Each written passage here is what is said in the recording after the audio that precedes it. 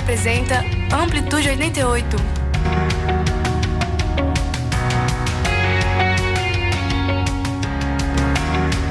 Bom dia, ouvintes da Rádio Paulo Freire. Começa agora o Amplitude 88, o programa Delas na Ciência. Eu sou Clarice Rabelo, estudante de jornalismo da UFPE. E eu sou Marcela Dourado, também estudante de jornalismo da UFPE. Lembrando que, além de transmissão na frequência de 120 kHz, você também pode nos acompanhar pelo live Facebook. Basta procurar Rádio Universitária Paulo Freire no Facebook. Também estamos no Instagram, Twitter e YouTube. Falando de YouTube, todas as edições do Amplitude 88 estão lá para você assistir. Após nossas transmissões, dá uma passadinha lá e confere.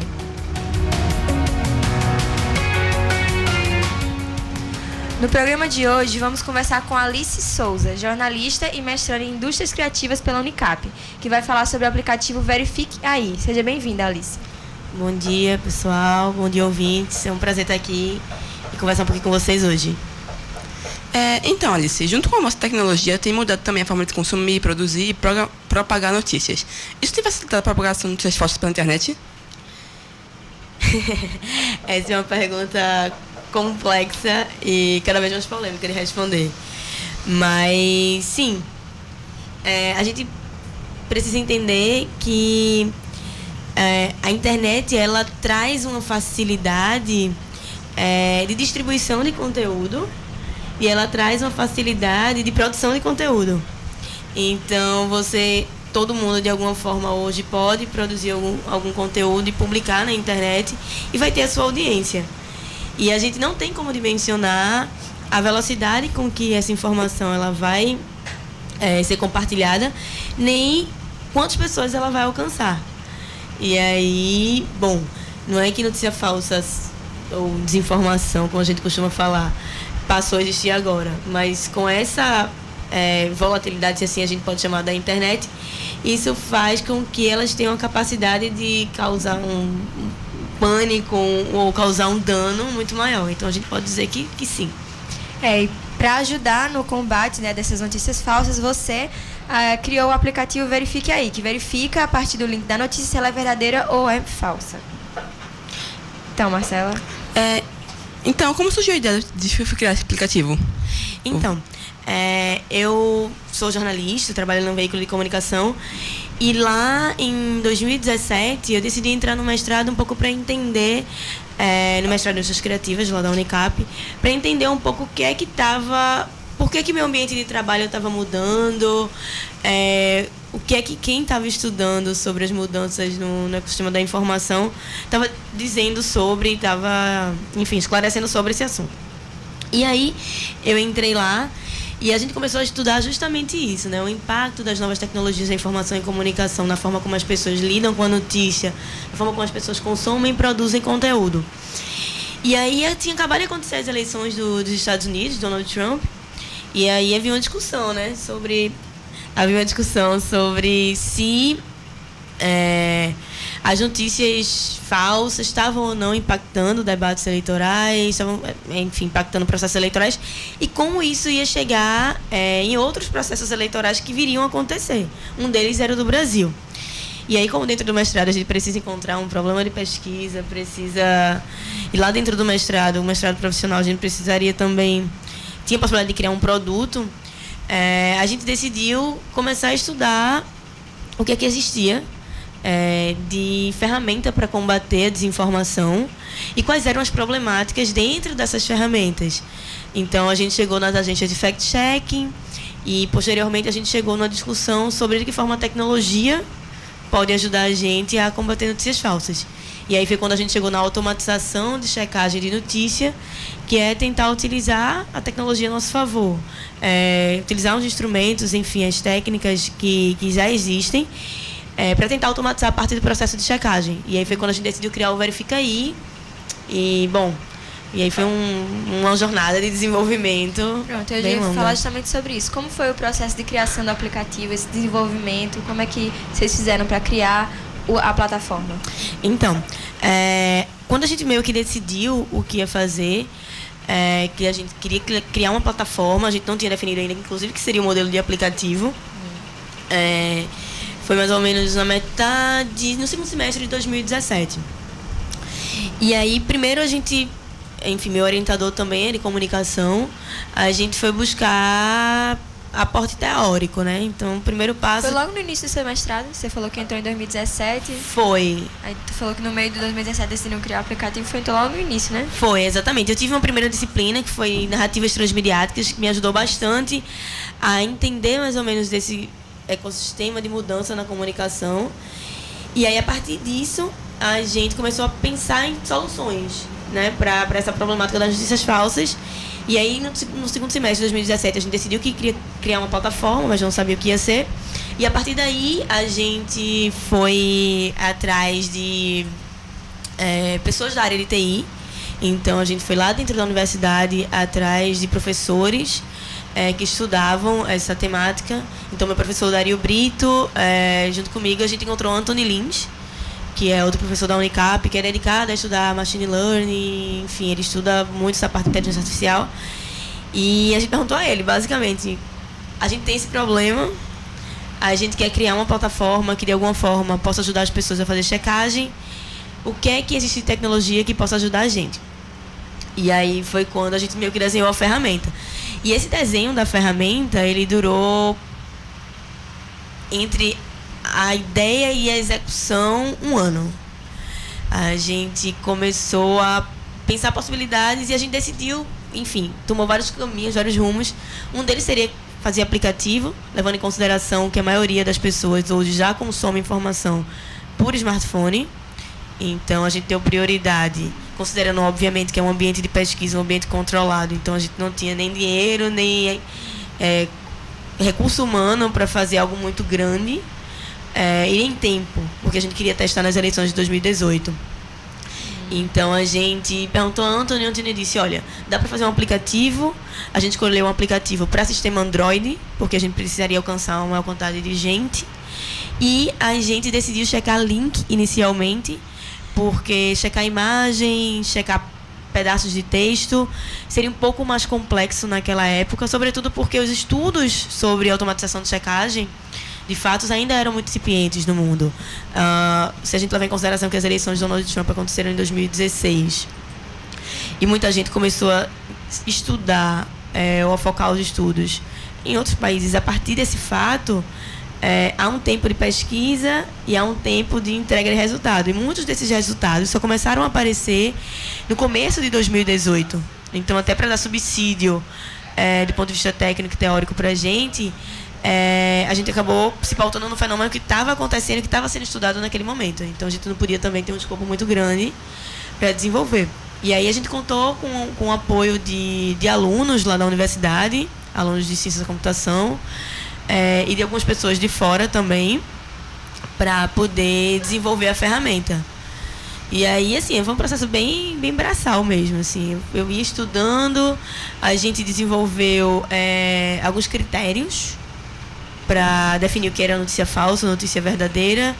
Critérios que tinham muito mais a ver com a parte de estrutura da notícia do que propriamente com a parte de análise de discurso ou de intencionalidade, porque a máquina ainda não consegue fazer isso. Não são uma máquina, enfim, máquinas não são seres humanos.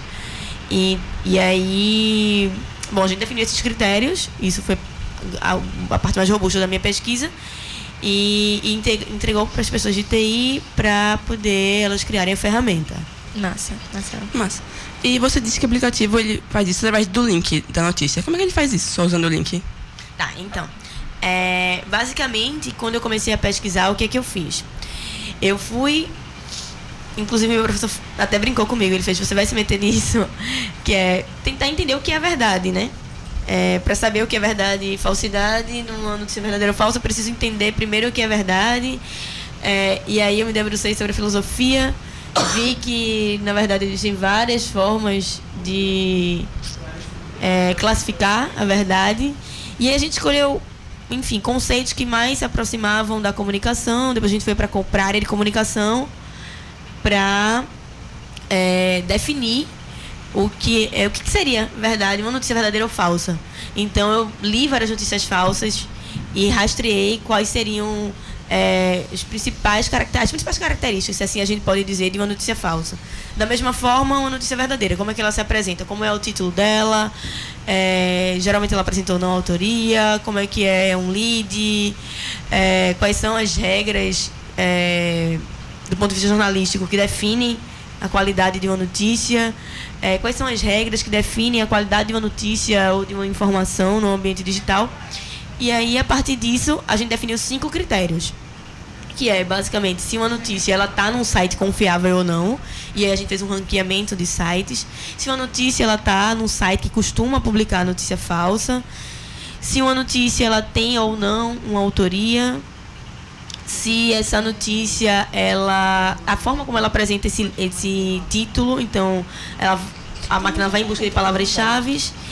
E aí, a partir disso, com esses 5 critérios definidos, a gente deu pesos e valores para eles, com relação à importância maior ou menor na validade de uma notícia. E aí, bom, a máquina, ela faz, a partir do momento que você coloca um link lá, ela gera uma pesquisa interna e ela vai meio que dando um match. Em cada tópico desse, ela vai num primeiro critério e verifica. É uma lista, então, que deve mais ou menos obedecer assim, a uns parâmetros que vocês estabeleceram. Exato, são parâmetros pré-estabelecidos, e a máquina vai percorrendo esses parâmetros e cada um deles tem um valor diferente. Então, uns valem mais que outros, de acordo com o nosso critério de verdade e falsidade. Massa. E aí, a partir disso, ela dá uma resposta para o usuário. E você falou que inicialmente o aplicativo ele foi desenvolvido principalmente por causa das eleições de 2018, né? E agora ele consegue já faz checagem de outras notícias, além de eleição, esse tipo de coisa? Então, naquele momento a gente tinha focado nas eleições de 2018 porque justamente havia esse estudo anterior sobre as eleições dos Estados Unidos e também porque tinha saído recentemente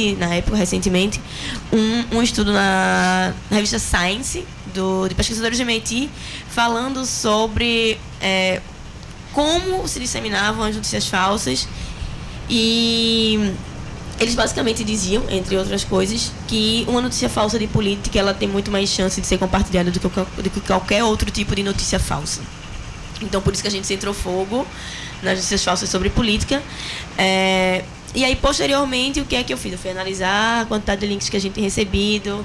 A maioria, de fato, era sobre política, mas a gente recebeu, na época, outras coisas. A gente recebeu notícias de humor, recebeu notícias de celebridades, por exemplo, num número bem menor.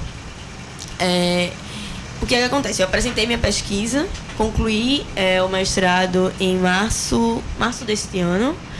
E aí, a partir de então, a gente começou a tentar escalonar a ferramenta para justamente conseguir atingir outros tipos de notícia. Escalonar? Digamos, ampliar o escopo do que a gente tinha feito. Massa. A gente fez num ambiente controlado. Então, agora a ideia da gente é desenvolver, de fato, a ferramenta e entregar uma coisa mais robusta. E a gente aplicou a um edital do Google News Initiative, que eles abriram um fundo para financiamento de projetos de inovação no jornalismo aqui na América Latina. E aí a gente foi um dos 30 projetos selecionados aqui no continente. Que massa. Pois é, bem legal. E aí, a partir de agora, com esse apoio do Google, e aí a gente vai conseguir contratar uma equipe para, de fato, se debruçar sobre isso. E aí a ideia da gente agora é justamente partir para outros tipos de análise.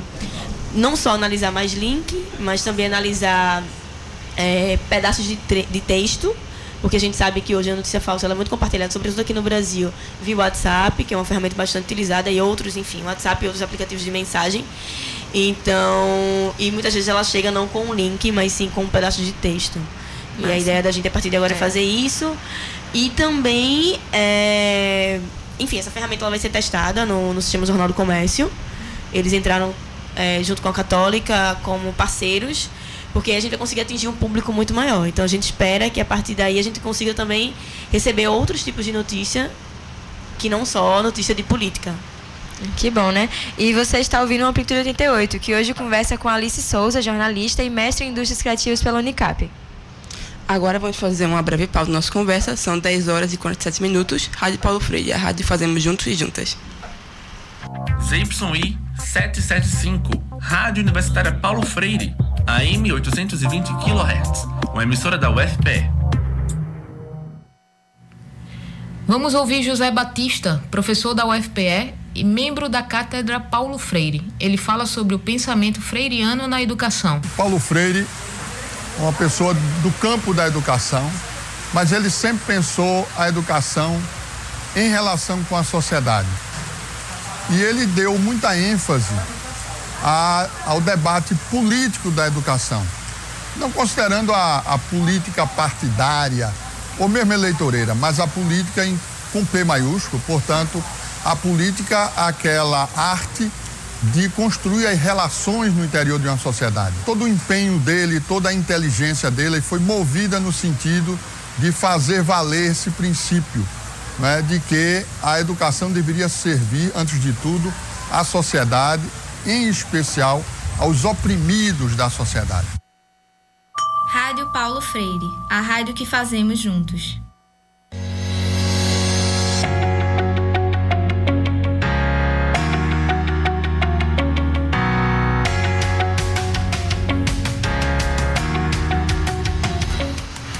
Estamos de volta com o Amplitude 88, programa da Renascência, aqui na Rádio Paulo Freire. Hoje a gente conversa com Alice Souza, jornalista e mestre em Indústrias Criativas pela Unicap.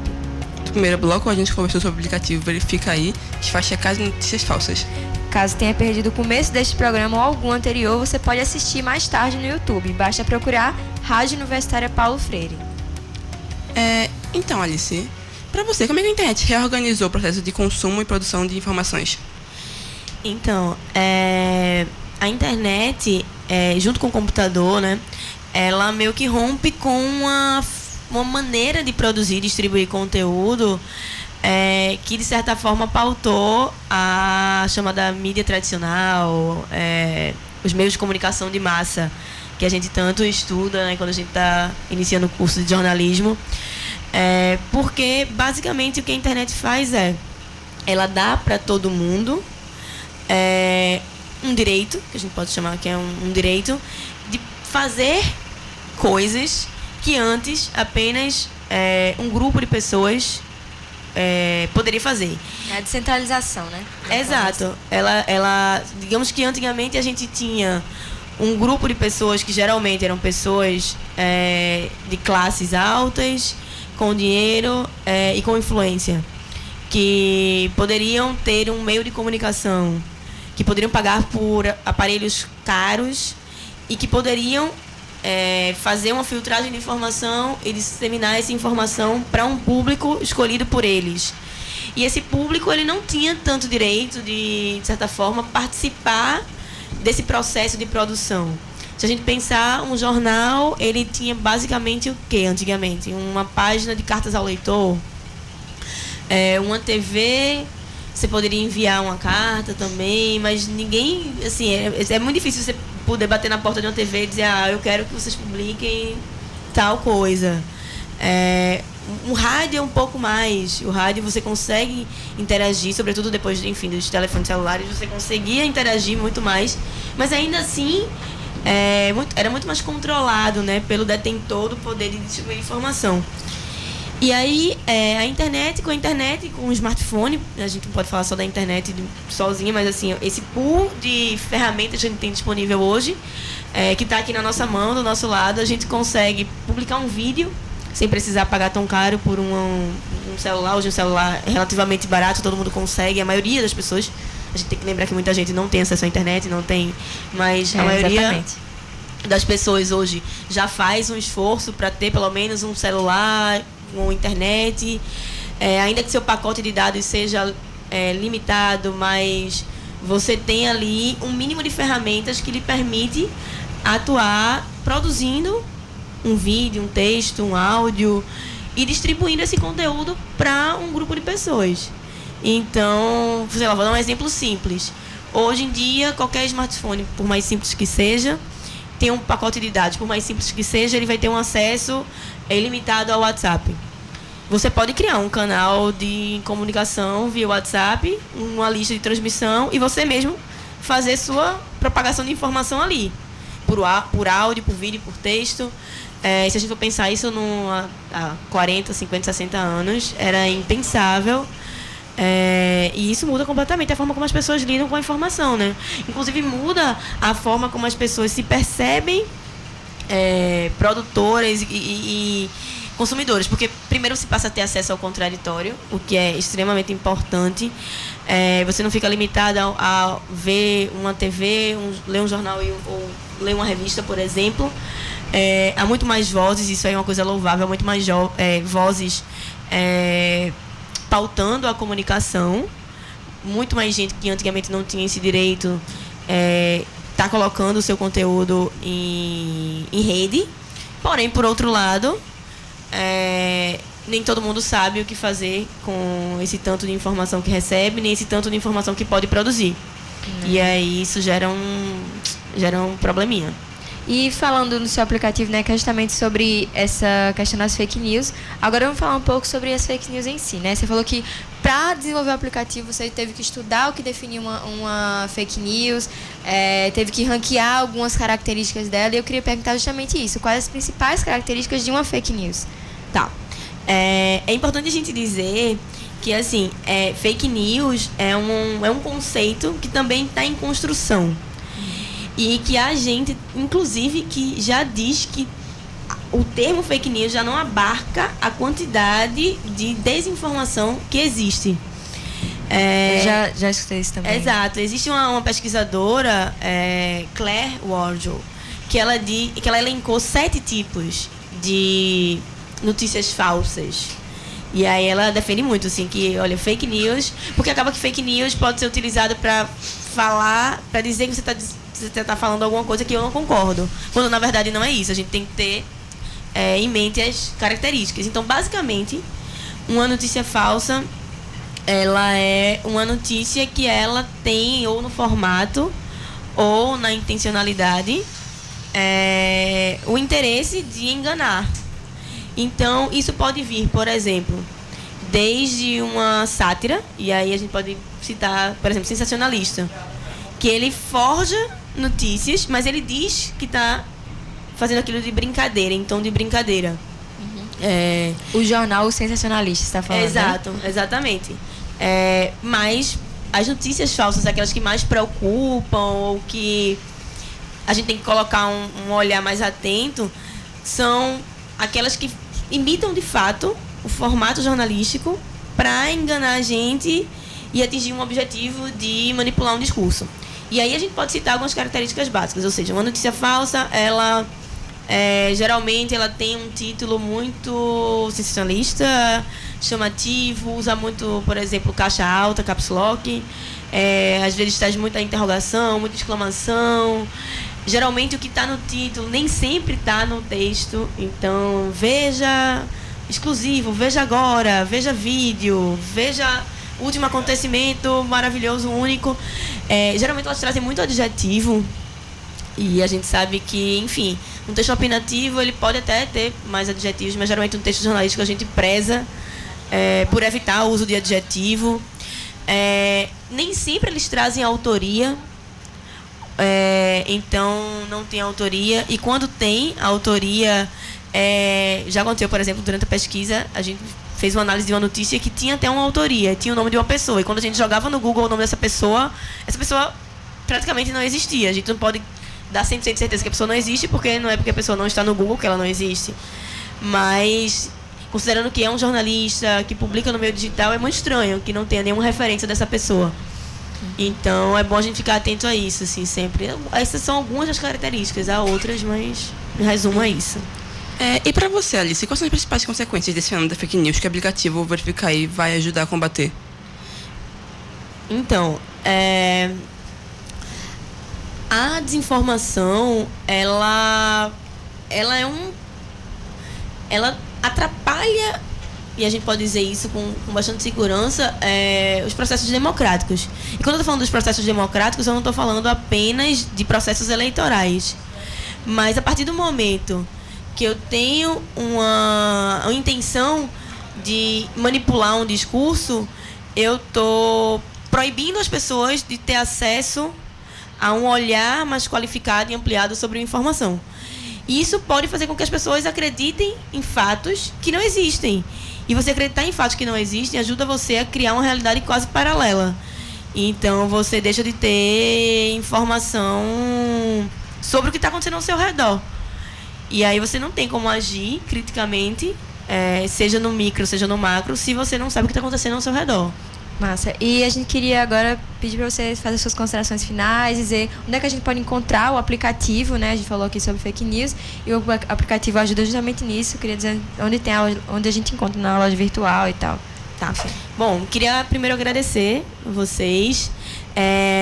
Obrigada pelo convite, obrigada por discutir essa temática que parece que morreu junto com as eleições, mas na verdade ela está bem em voga. E, bom, o aplicativo está disponível, a primeira versão dele está disponível na Google Play Store, na loja do aplicativo da Android. Você pode baixar lá, pode utilizar, lá tem os contatos da gente, você pode também, mandar crítica, isso aqui não funcionou, isso aqui funcionou, porque a gente também está aprimorando a ferramenta, então interessa para a gente ouvir muito o que o público tem a dizer. No próximo ano, a gente vai lançar uma outra versão e a gente vai lançar a versão para Apple, lançar a versão para web. E ela vai estar disponível e vai ser testada dentro do sistema Jornal do Comércio. Então, ai, que massa. Bom, vocês podem acompanhar que ano que vem a gente vai ter novidade também. Certo. E o Amplitude 88, o programa Delas na Ciência, está chegando ao fim. Gostaríamos de agradecer bastante a nossa convidada de hoje, Alice Souza, jornalista e mestre em Indústrias Criativas pela Unicap. Obrigada, Alice. Acho que também quero agradecer a quem nos acompanhou pela frequência de 20 kHz e pela nossa live Facebook. Não se esqueça de nos acompanhar pelas redes sociais. Estamos no Instagram, Twitter, Facebook e também no YouTube. Basta procurar Rádio Universitária Paulo Freire. Este programa foi produzido pelos alunos de jornalismo da UFPE, Clarice Rabelo, Humberto Cassimiro, Marcela Dourado e William Araújo. O programa de hoje teve a minha apresentação, Clarice Rabelo. E minha, Marcela Dourado. Nos trabalhos técnicos, William Araújo. Nas sociais, Catarina Polônia. Supervisão da professora do Departamento de Comunicação Social da UFPE, Adriana Santana. E da coordenadora operacional da Rádio Universitária Paulo Freire, Catarina Polônia. A música tema do programa é a faixa Creative Minds, do Ben Sound. Amplitude 88, volta na próxima quinta-feira, às 10h30 da manhã, aqui na Rádio Paulo Freire. A rádio fazemos juntos e juntas. Fiquem agora com o programa Fora da Curva. Tenham um bom dia. Bom dia.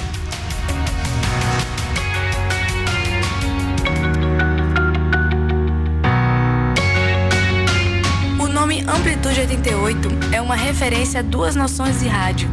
Amplitude pela transmissão da nossa rádio sem amplitude modulada e 88 porque é o número do elemento rádio na tabela periódica, descoberto por Marie Curie.